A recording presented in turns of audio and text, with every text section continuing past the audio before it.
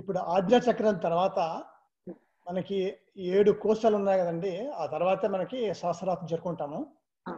అదే విధంగా జ్ఞాన భూమికలు కూడా 7 ఉన్నాయి కదండి. జ్ఞాన భూమికలు స్వేచ్ఛ, విచారణ అవన్నీ ఉన్నాయి కదండి. ఆ 7కి ఈ 7కి సమానం అంటారా? అన్నమే ఉందంటారా ఏమైనా? ఏమి సంబంధం లేదు. ఈ 7కి అసలు సంబంధమే లేదు. సప్తజ్ఞాన భూమికల్లో మొట్టమొదటి భూమిక శుభేచ్ఛ. శుభేచ్ఛ అంటే ఏమిటి?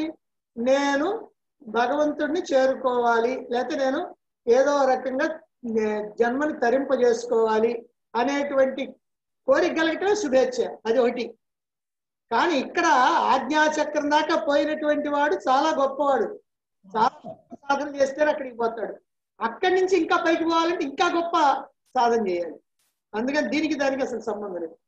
ఇది శుభేచ్ఛ, తనుమానస ఇవన్నీ కూడా సాధారణమైనవి. 4వ స్టెప్కు పోయిన తర్వాత మనం ఉన్నత స్థితికి వస్తాం. 4వ స్టెప్, 5వ స్టెప్ పోతే అప్పుడు